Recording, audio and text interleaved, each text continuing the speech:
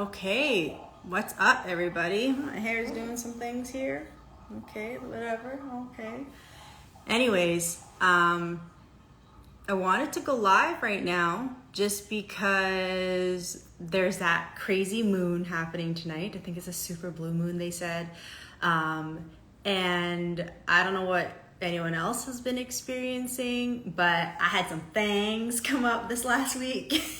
Okay. I had some very divinely orchestrated events happen in my life this past week that showed me that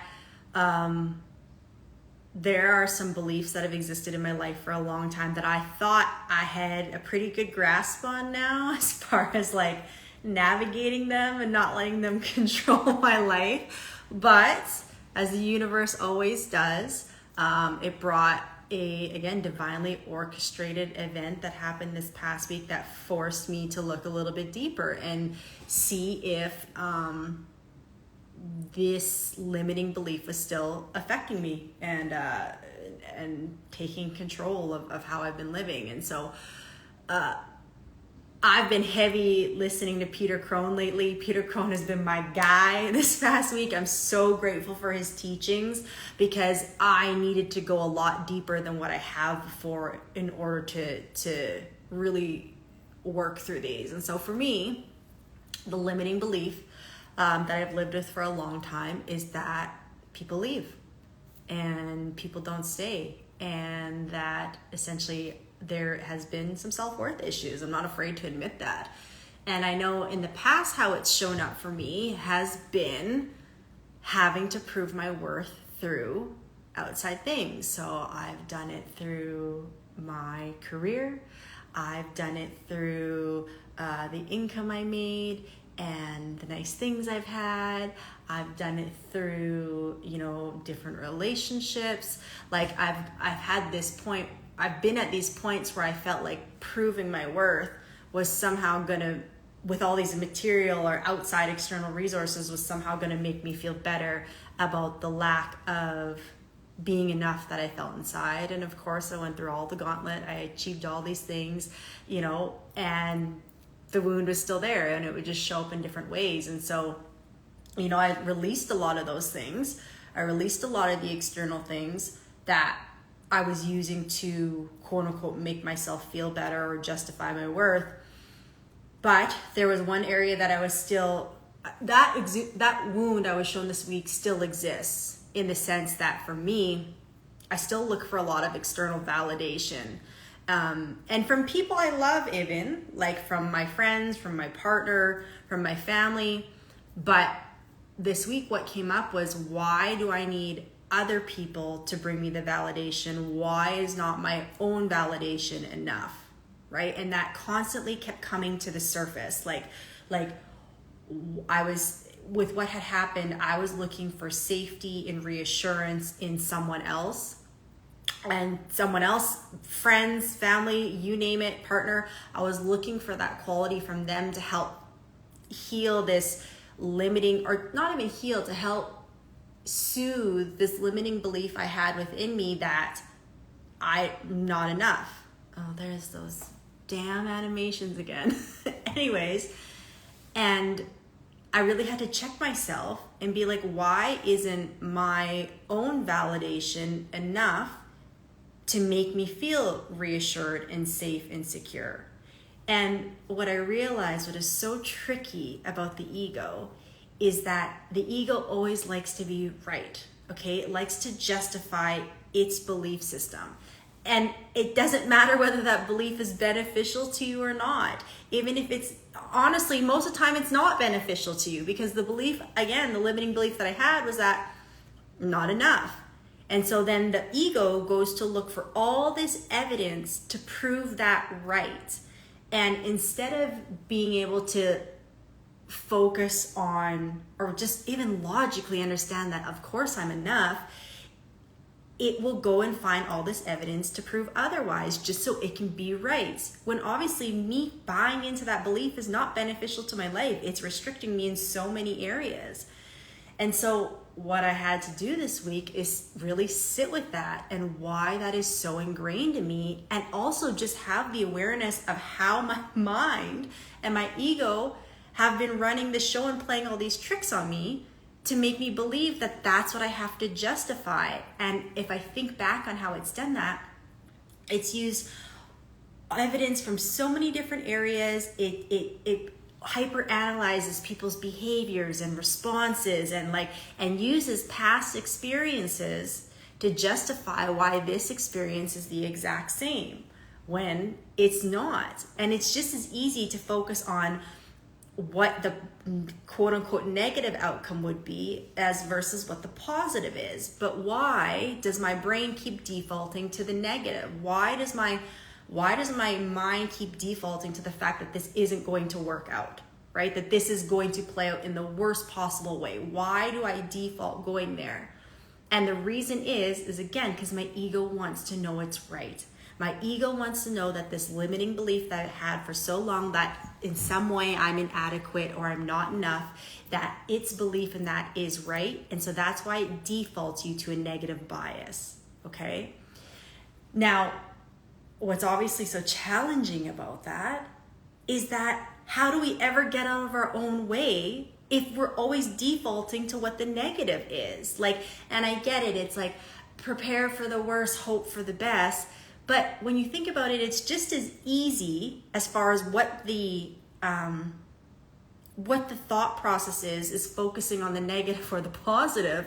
It's just as easy to think either way, but it's our conditioning that keeps us stuck in the negative. And then that's ultimately what we manifest, because that's the frequency we're holding within us, right? Like how do we expect to create a different outcome where inside we're sitting in the space of that this isn't going to work out, right? That the negative is what's going to play out. So with what happened with me this week, I took a different approach. And instead of seeking reassurance and safety from people outside of me and constantly needing to have connection to close that gap and to help reaffirm that what I was doing was right or that I was safe, instead of going to ask them, I started to ask myself, okay, so what do you need right now?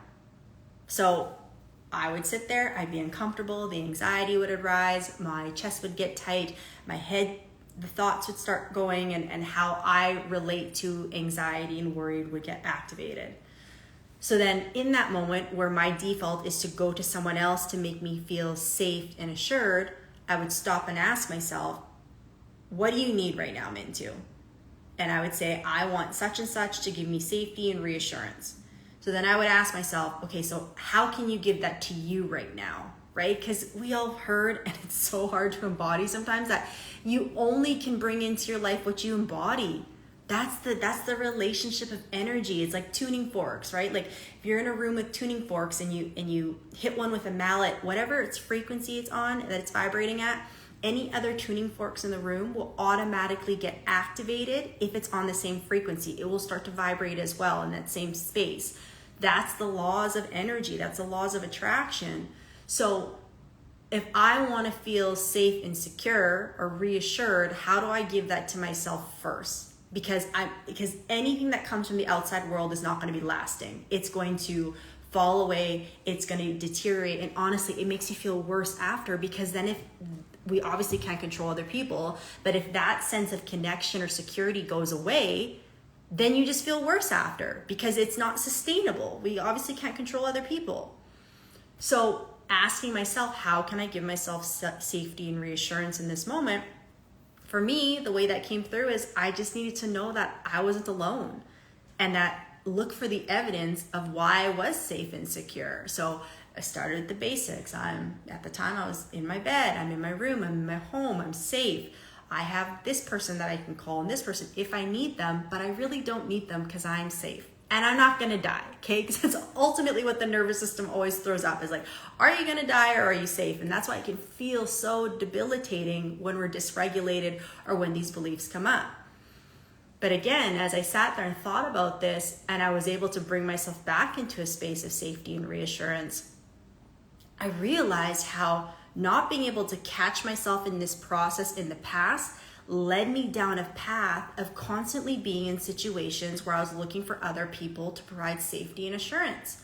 And again, it goes back to this limiting belief that I'm not enough, but that's because I wasn't providing it to myself to believe that. And this belief of people always leaving, but yeah, they will leave when you're looking at them to provide you safety, because ultimately I was leaving myself. In past situations, I would have, tended to someone else's needs first. I would have proven to them how I was worthy first. I would have done whatever I could to show them that I was worthy of them not leaving in some capacity, right? And this time what I took the time to do is I took the time to show myself that I'm not going to leave, right? That Mintu's not going to abandon Mintu, or adult Mintu's not going to abandon little Mintu. And this process has been so healing and so therapeutic, because now every time that limiting belief of self-doubt creeps up, I'm able to see it, identify it, and nip it in the bud. Now, disclaimer, I've obviously been living with this for 30 plus years. And so it's not like it's just now that I've figured it out, it's like a streamline. That is not the process. But like take today, for instance, this morning I was up, okay? I woke up, I felt great. I journaled for so long, wrote so many gratitude letters. I was singing, I was dancing, I was in it. I had a client, it was amazing. And then after that, I started to crash, okay? I got super tired for some reason, could be the moon. And I just started to feel that fear creep back in. But again, this is programming of 30 years, and this is a week of coming into this, of dissolving this limiting belief, right? But at least now I have the awareness, I can capture it. And now when it pops up, it's not lingering, and it's giving my nervous system and my energetic body reprieve, because now it knows what it feels like to not be bound by that imprisoning state. It knows what it feels like to be free of that limiting belief, that it's dissolved. And now it's not always consistent, but the more and more I introduce that freedom into my body, the more it craves it, the more it knows it's possible, the more it starts to reorient to actually being able to hold that space. So you're not being bogged down and tied down by all these fears that are really just in your head, right? Like all the fears, all the things that scare us and hold us back from moving forward in life, and hold us back in relationships and going after the job that we want and taking the move and taking that leap of faith. All that exists up here, right? And it all exists in the frequency of words, which are just sounds. So when you think about it, you're imprisoned by these sounds in your head. Like, it sounds so crazy that I've been living my life from this space, and just seeing how that's played out in different situations in my life. And so I guess what I wanted to rant about in all of this is that we don't have to be bound by these things. Like, there's so much freedom waiting for us when we just learn to get out of our own way. And I share that because I'm a huge believer that as humans, what brings us together the most are the parts of us that we're typically most ashamed of, and the things that we want to hide away. Of course, I don't want to sit here, not I don't want to, but of course it'd be easy for me to sit here and be like, well, I don't want to admit that I've felt not worthy or not enough at times in my life, but that's the reality. But that very wound is what's brought me to freedom. That very wound is what's allowed me to create the line of work that I'm in now, where I can help free people of these things. And so sharing that is so transformational, because again, this is what connects us as humans. This is what we can relate to, is being able to know that we all have the same range of emotions. We all have the same range of hurt and fear that we experience. But it's when we can connect, when we can share how we've gotten through these things, this is what allows us to relieve our suffering. Like, we're all going to feel pain. Pain's never going to go away in any capacity. But the suffering is when we get held in that pain, when we don't free ourselves from it, and we constantly relive it day after day after day. And it's not until we really deep dive and look, behind the curtain as to what's the root cause of that suffering and that pain, where we can truly free ourselves. But I'm telling you today, as someone who's dealt with this wound for 30 years the amount of clarity and freedom I've gotten in the last week, just by really tackling this head on, has been so liberating. Like when it first happened, that this wound got triggered in, I was like, this can't be happening. Like, how am I back here? What is going on? The first day was just utter chaos, okay? Of just like cycling, of like looking for all these answers. And then when I finally sat still with it, and I finally sat with myself and just like, okay, Mintu, this is so divinely orchestrated. Like, what is the universe trying to tell you right now? It's a gift. It's an opportunity. It's an opportunity to finally free yourself of this. How can we look at this from a place of not control, but curiosity? And that has really been the key. Instead of me looking as to how I can control the situation so that I feel better about myself, I've looked at the situation with curiosity. It's like, so why did this play out? Why did this happen this way? Why did this person say this? Why do I feel like I need this from them? Why? But not in a desperation. Why? In a way where it's like, why? Why do I feel like I need that? Why did they feel they needed to say that? Why are they behaving in this way? Why am I behaving in this way? Why did it play out in this circumstance? And that sense of curiosity and removing the attachment to the outcome from it has been so, so freeing, and has made all the difference, because it's that element of space that I've been able to have now, where I can really take a different position of looking at the circumstance and really just have more compassion for all parties involved, right? And again, it's been so liberating, because I've been living with this wound for so long, and it's been unconscious for many of those years. And really just within, I would say about like the last year has it really come to surface. But in this last week, it was such a gift. It's been such a gift to be able to look at this wound with a new set of eyes, and being able to understand it, have compassion for it in a different way. And I'll tell you, it wasn't just easy that I got here out of nowhere. Like, I've done a lot of work as far as learning how to regulate my nervous system, understanding the difference between who I really am and the programs that are running within my system. That's really key. And just also understanding what freedom truly is and how important that is to me. And I'm imagining it's really important to all of you as well too. But you know, you can only really start to understand freedom when you're ready to let go of control. That's the reality of it. Once you can let go of control, you can start to understand what that is, because the two can't coexist. They're very opposite frequencies. So if you're seeking more freedom in your life, then you need to look at the areas that trigger you the most and say, how can I free myself in that area?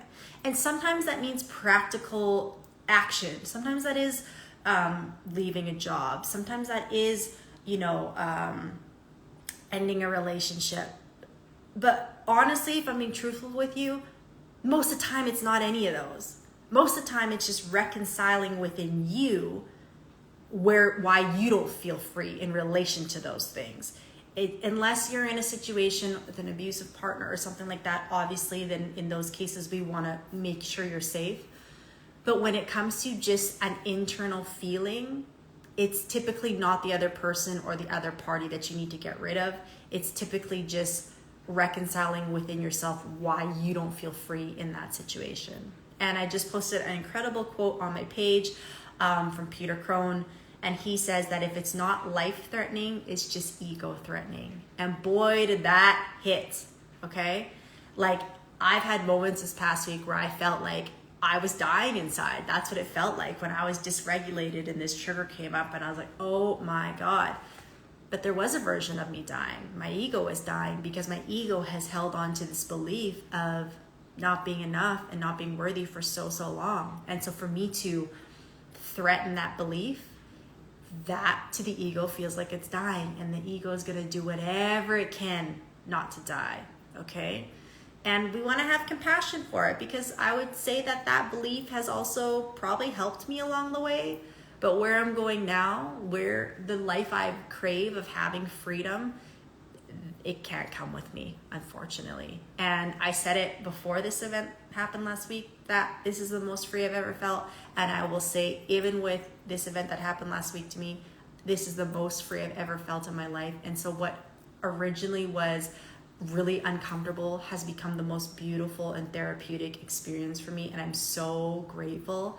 But that's because I decided to approach it from a lens of curiosity versus control.